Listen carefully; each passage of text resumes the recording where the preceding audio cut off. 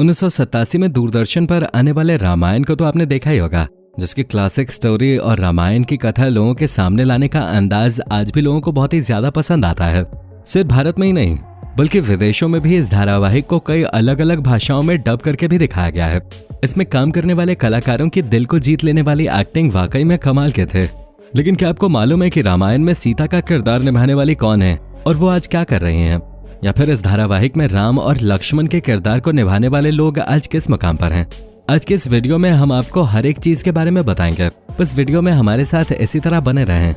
आइए दोस्तों, सबसे पहले बात करते हैं भगवान राम और माता सीता के चहेते हनुमान जी के, जिनका किरदार और किसी ने नहीं बल्कि भारत के सबसे ताकतवर शख्स कहे जाने वाले दारा सिंह ने निभाया था। इन्होंने न केवल टेलीविजन के लिए बल्कि असल जिंदगी में भी अपनी ताकत का लोहा मनवाया था। महाबलशाली हनुमान के रोल के लिए भला दारा सिंह से बेहतर विकल्प कौन हो सकता था? उस वक्त दारा सिंह बहुत ही ज्यादा लंबे चौड़े हुआ करते थे। हालांकि इस धारावाहिक में काम करने से पहले दारा सिंह कई सारी पंजाबी और हिंदी फिल्मों में काम कर चुके थे। इसके अलावा इन्होंने तमिल, तेलुगु और मलयालम फिल्मों में भी काम किया था। इतना ही नहीं, दारा सिंह कॉमनवेल्थ गेम्स में चैंपियन भी रह चुके थे। इनके आगे बड़े बड़े धुरंधर भी पानी मांगते थे। दारा सिंह ने 500 से भी ज्यादा प्रोफेशनल फाइट्स लड़ी थी। पर साल 1983 में दारा सिंह ने कुश्ती छोड़ दी थी और फिर उसके बाद इन्होंने फिल्मों में काम करना शुरू कर दिया। साल 1954 में इन्हें रुस्तम-ए-हिंद और साल 1966 में रुस्तम-ए-पंजाब का अवार्ड भी मिला। साल 2003 से लेकर 2009 तक दारा सिंह ने राज्यसभा का सदस्य बनकर पॉलिटिक्स में भी काफी काम किया। पर साल 2012 में दारा सिंह हम सभी को अलविदा कह के चले गए। दोस्तों, अब बारी आती है रामायण के सबसे अहम किरदार की, जो और कोई नहीं बल्कि भगवान राम हैं, जिनका किरदार अरुण गोविल ने निभाया था। इन्होंने अपने अभिनय करियर की शुरुआत 1977 से की थे। अरुण गोविल ने रामायण से पहले विक्रम बेताल धारावाहिक में मुख्य किरदार विक्रम का रोल किया था। इतना ही नहीं, विक्रम बेताल धारावाहिक में काम करने वाले लगभग सभी लोगों ने रामायण धारावाहिक में भी काम किया। जिनके पहले धारावाहिक को लोग देखते तो जरूर थे, लेकिन उन्हें असल पहचान रामायण धारावाहिक से ही मिले। अरुण गोविल की एक्टिंग इतनी ज्यादा जबरदस्त थी कि लोग उन्हें अपना भगवान मान लिया करते थे। रामायण धारावाहिक के बाद अरुण गोविल ने कई और धारावाहिकों में काम किया, जैसे कि लव कुश, जो कुछ और नहीं बल्कि रामायण का ही अगला भाग था, जिसमें राम के पुत्र लव कुश के बारे में बताया गया था। हालांकि इसके बाद भी अरुण गोविल ने और कई सारे प्रोजेक्ट्स किए, पर जो कामयाबी और शोहरत उन्हें रामायण धारावाहिक से मिले वो कहीं और से उन्हें कभी नहीं मिले। रामायण के खत्म होने के इतने साल बाद भी आज भी जब अरुण गोविल घर से बाहर निकलते हैं तो लोगों के दिमाग में एक पल के लिए भगवान श्री राम की छवि घूमने लगती है। और ऐसा हो भी क्यों ना, ये धारावाहिक केवल एक धारावाहिक नहीं था बल्कि लोगों की आस्था, उनका विश्वास, सब कुछ इससे जुड़ा था, जो अभी भी बरकरार है। आइए दोस्तों, अब बात करते हैं रामायण धारावाहिक के सबसे उग्र और प्यारे किरदार के बारे में। हम बात कर रहे हैं लक्ष्मण के, जिनका किरदार सुनील लहरी ने निभाया था। सुनील लहरी को यह किरदार बहुत ही अनोखे तरीके से मिला था। असल में पहले ये किरदार किसी और को दिया गया था, लेकिन जब उस कलाकार ने ये किरदार करने से इनकार कर दिया तब इस किरदार के लिए सुनील लहरी का चयन किया गया। वैसे हम तो उस शख्स के बारे में सोच रहे हैं जिसने इस किरदार को ठुकराकर अपने ही पैरों पे कुल्हाड़ी मारे थे। भला उसे क्या पता था कि आने वाले समय में ये धारावाहिक इतना ज्यादा मशहूर हो जाएगा। सुनील लहरी लक्ष्मण के किरदार के लिए बिल्कुल परफेक्ट है। इस किरदार को इन्होंने इतनी शिद्दत से निभाया कि असल जिंदगी में भी लोग इन्हें लक्ष्मण कह के ही बुलाने लगे। हालांकि इस धारावाहिक में इतना अच्छा काम करने के बावजूद सुनील लहरी ने रामायण के बाद एक्टिंग की दुनिया से किनारा कर लिया और फिर दोबारा किसी भी धारावाहिक या फिल्म में नजर नहीं आए। आइए बात करते हैं उस शख्स की जिसके बिना रामायण होना असंभव था। हम बात कर रहे हैं खलनायक रावण के बारे में, जिसका किरदार अरविंद त्रिवेदी ने निभाया था। और अरविंद त्रिवेदी का चेहरा रावण के किरदार के लिए बिल्कुल सही था। हालांकि इस धारावाहिक के डायरेक्टर रामानंद सागर को जो किरदार इस कैरेक्टर के लिए चाहिए था उसे ढूंढने में उन्हें काफी समय लगा।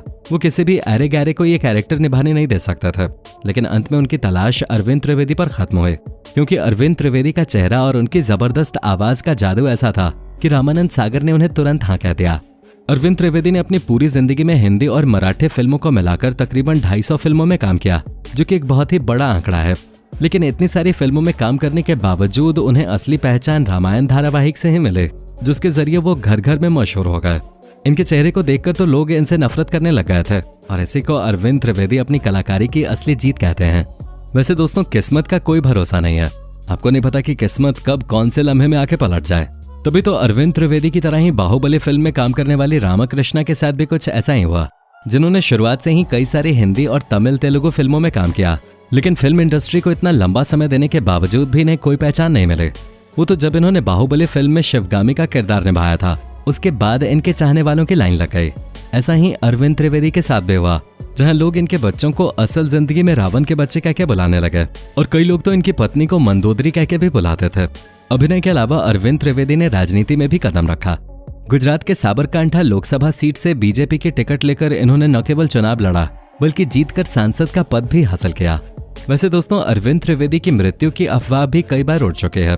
2019 के मई महीने में अरविंद त्रिवेदी की मौत की अफवाह फैलने लगे, जिसके बाद इनके भतीजे ने इस न्यूज का खंडन किया और फेक न्यूज न फैलाने की अपील की।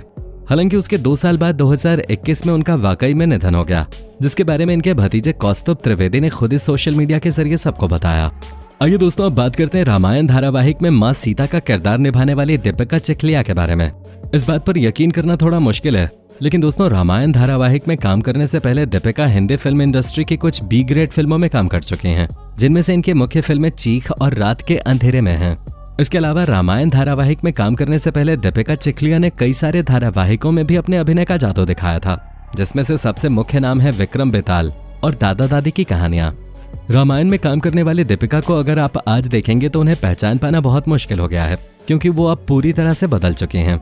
रामायण में काम करने से पहले दीपिका ने बहुत सी जगहों पे अभिनय किया, लेकिन उन्हें वो मुकाम नहीं मिला जो रामायण धारावाहिक करने के बाद उन्हें हासिल हुआ, जिसने इनकी पूरी जिंदगी ही बदल के रख दी। इस धारावाहिक में काम करने के बाद दीपिका को इतनी ज्यादा पॉपुलैरिटी और रिस्पेक्ट मिले कि लोग इन्हें माता सीता कह के ही बुलाने लगे। आलम तो ये हो गया था कि इनसे अधिक उम्र के लोग भी इनके पैर छूकर इनसे आशीर्वाद लेने के लिए लाइन लगाते थे। जब ये धारावाहिक टीवी पर आ रहा था तब लोग बहुत भोले हुआ करते थे। उन्हें असलियत और कलाकारी में ज्यादा फर्क समझ में नहीं आता था। वो टीवी में दिखाई जाने वाली चीजों को ही असलियत समझ लेते थे। अपनी इतनी अधिक पॉपुलैरिटी देखते हुए दीपिका ने 1991 में वडोदरा की सीट से चुनाव लड़ा और वहां की एमपी भी बन गई। हालांकि कुछ समय तक पॉलिटिक्स में काम करने के बावजूद उन्हें पॉलिटिक्स रास नहीं आई और फिर उन्होंने कॉस्मेटिक्स बिजनेसमैन हेमंत टोपेवाला से शादी कर ली। दीपिका चिखलिया ने अभिनय में तो कोई बहुत बड़ा काम नहीं किया रामायण के अलावा, लेकिन आज वो अपनी निजी जिंदगी में बहुत खुश हैं। वो अपने पति और बच्चों के साथ एक बेहतरीन जिंदगी जी रही हैं। हालांकि बीच में ये पूरी तरह से गुमनाम हो गए थे, लेकिन जब से रामायण धारावाहिक टीवी पे दोबारा से दिखाया जाने लगा, लोग फिर से इनके कायल हो गए और उसके बाद इन्होंने कई अलग अलग जगहों पे इंटरव्यू दिए और रियलिटी टीवी में भी दस्तक देती हुई नजर आई। तो दोस्तों, ये थी रामायण धारावाहिक में काम करने वाले कलाकारों की असल जिंदगी। बाकी आपको इस धारावाहिक में कौन सा कलाकार सबसे ज्यादा पसंद था, उसके बारे में हमें कमेंट में जरूर बताएं और इसी तरह के वीडियोस को लगातार देखते रहने के लिए चैनल के सब्सक्राइब बटन को अभी के अभी दबा दें।